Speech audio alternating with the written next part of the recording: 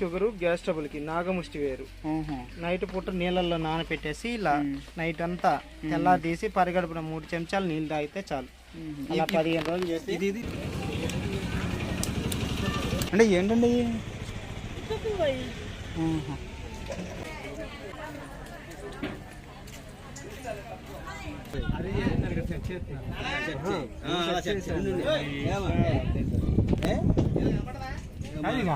Working అవ్వట్లేదు. Work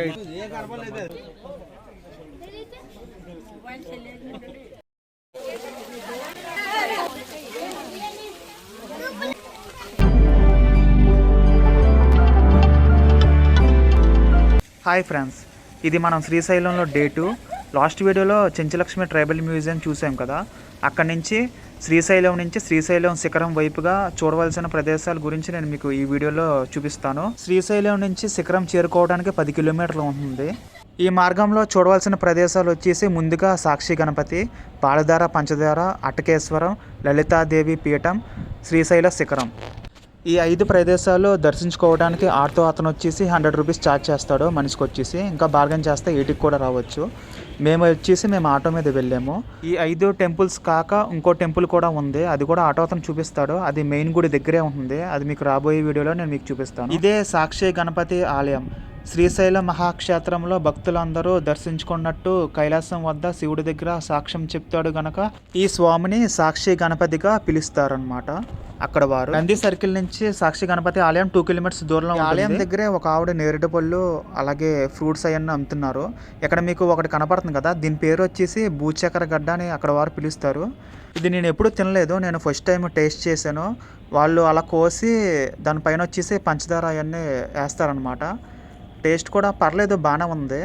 అది ఎక్కడ దొరకదు, మీకు సాక్షి గణపతి ఆలయం దగ్గరే మీకు అక్కడ అమ్ముతారనమాట. ఒకసారి మీరు కనుక వస్తే తప్పకుండా ట్రై చేయండి. ఇక్కడ మీకు కనపడేది 2వది అటకేశ్వరం, అలాగే 3వది వచ్చేసి లలితాదేవి పీఠం. ఈ 2 పక్కనే ఉంటాయి.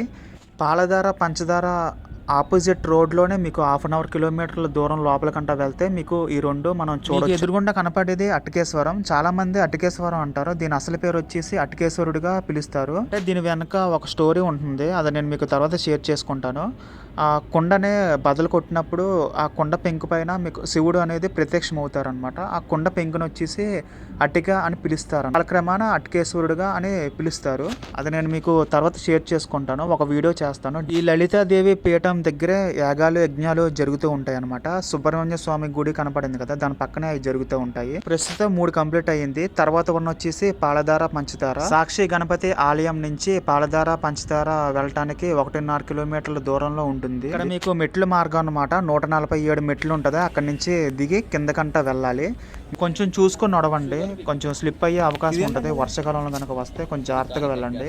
మనం నడిచే దారిలో చుట్టుపక్కల అన్ని షాపింగ్స్ ఉంటాయి. ఇక్కడ నల్లమల్లి అడవిలో దొరికే వనమూలికలన్నీ ఇక్కడ అమ్ముతారు. మీరు కావాలనుకుంటే తీసుకోండి. నా జుట్టుకి అయితే నేను ఎక్కువ కుంకుడుకాయలు ఎక్కువ వాడతాను, నా జుట్టుకి ఎక్కువ, అందుకని కుంకుడుకాయలు తీసుకున్నాను. కుంకుడుకాయలు మాత్రం చాలా ఫ్రెష్గా ఉంటాయి. మీరు కనుక వాడితే తప్పకుండా తీసుకోండి. బీపీ షుగరు, గ్యాస్ ట్రబుల్కి నాగముష్టి వేరు. నైట్ పూట నీళ్ళల్లో నానపెట్టేసి ఇలా నైట్ అంతా తెల్లా తీసి పరిగడుపున 3 చెంచాలు నీళ్ళు తాగితే చాలు. అలా 15 రోజులు చేసి ఇది గుగ్గిలం సాంబ్రాణి దేవుడి. ఇది ఒకటి గీకి మొహన్ పెట్టుకుంటారు.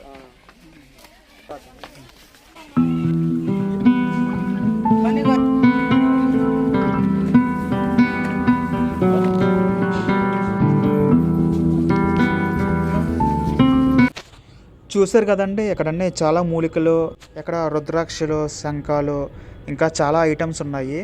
అంటే దేనికి సంబంధించిన దాని యొక్క బెనిఫిట్స్ ఉంటాయి. మీరు డ్యామ్ కూడా చూడాలనుకుంటే మళ్ళీ వాడు ఎక్స్ట్రా తీసుకోవచ్చు. అంటే ఈ ప్యాకేజ్ కాక డ్యామ్ కూడా చూపిస్తాడు, ఎక్స్ట్రా 150 తీసుకోవచ్చు.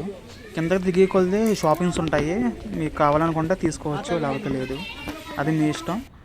ఇంకా మనం ఆల్మోస్ట్ దగ్గరికంటే వచ్చేసాం. ఇప్పుడు మీకు కనపడేదే పాలధార పంచదార.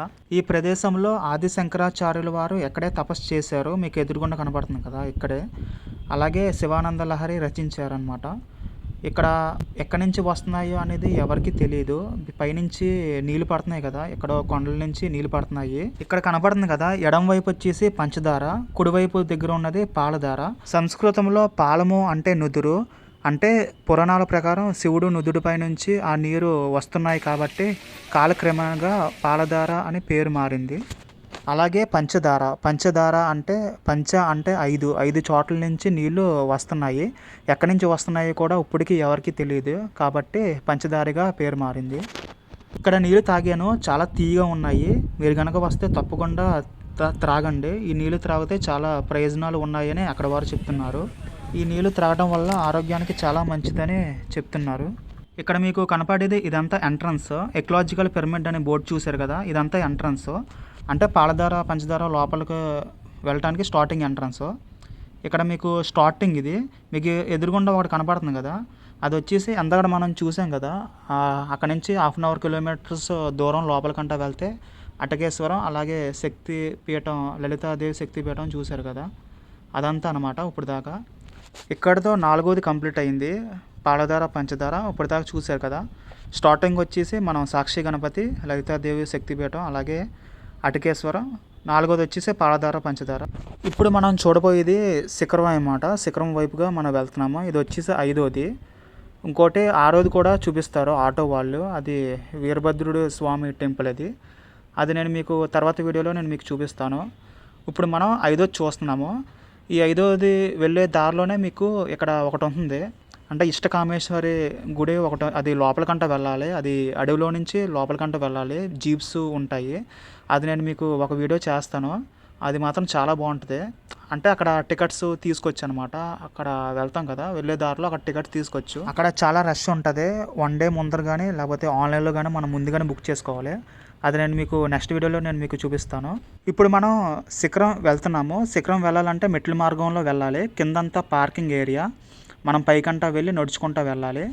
ఇక్కడ పక్కనే వచ్చేసి టికెట్ కౌంటర్ ఉంటుంది. ఆ టికెట్ తీసుకున్నాక అక్కడి నుంచి మెట్ల మార్గంగా పైకంటా వెళ్ళాలి.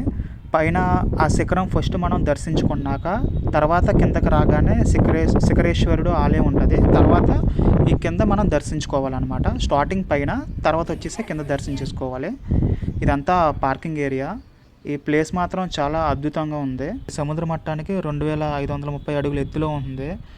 చాలా పెద్దదన్నమాట. శ్రీశైలంలోనే ఇదే చాలా అతిపెద్ద శిఖరం. ఒరిజినల్గా దీని అసలు పేరు వచ్చేసి వీరశంకర ఆలయం అని అప్పట్లో పిలిచేవారు అన్నమాట. కాలక్రమేణా మారుతూ శిఖరంగా పేరు మారింది ఈ ఆలయానికి. ఇదంతా కింద వ్యూ పాయింట్ అనమాట. చాలా బాగుంది.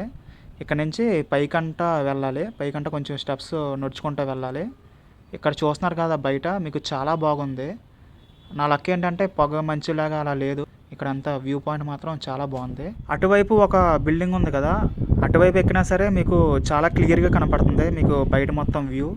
నేనేమో అది ఎక్కలేదు, నేను ఎక్కడి నుంచే వెళ్తున్నాను, ఈ స్టెప్స్ మార్గంలోనే వెళ్తున్నాను. ఇప్పుడు నేను చెప్పబోయేది, మనం ఈ శిఖరంకి ఒక చరిత్ర ఉంది. అదేమిటంటే మీకు ఎదురుగుండా ఒక నందీశ్వరుడు కనపడుతున్నారు కదా, ఒక పెద్దయిన నందీశ్వరుడు కొమ్ముల నుంచి బయట నుంచి చూస్తున్నారు. అలా చూస్తూ ఉంటే మీకు దూరాన్న ఒకటి శ్రీశైలం క్షేత్రం కనపడుతుంది. ఆ క్షేత్రం కనుక మీకు ఆ కొమ్ముల నుంచి చూస్తున్నప్పుడు మీకు గనక కనపడితే మీకు మోక్షం లభిస్తుంది. మోక్షం అంటే మీకు మళ్ళీ జన్మ ఉండదు. ఇప్పుడు మనం పుడతాం కదా, అలాగే మళ్ళీ పుట్టాం అనమాట. మనకు అసలు జన్మే ఉండదు. ఇది అక్కడ చరిత్ర అనమాట. నేనేమో చూసానో, నాకేం కనపడలేదు. మళ్ళీ జన్మలో పుడతానేమో నాకు తెలియదు, కానీ మీకు కనుక కనపడితే మీరు చాలా అదృష్టవంతులు. ఎక్కడే మనకు కొంచెం చాలా లేట్ అవుతుంది, ఎందుకంటే ఇక్కడ చాలామంది చాలాసేపు ఉంటారు కాబట్టి. అక్కడి నుంచి మళ్ళీ నేను వెళ్ళిపోయాను. ఇదంతా వచ్చే దారిలో మీకు రాత్రి మాటలు సింహాలయాన్ని తిరుగుతాయంట. అక్కడి నుంచి నేను మళ్ళీ వెళ్ళిపోయాను. తర్వాత వీడియోలో మళ్ళీ కలుద్దాం. మీకు కనుక ఈ వీడియో నచ్చితే తప్పకుండా లైక్ చేయండి, షేర్ చేయండి అండ్ సపోర్ట్ చేయండి. Thank you for watching guys. I love you.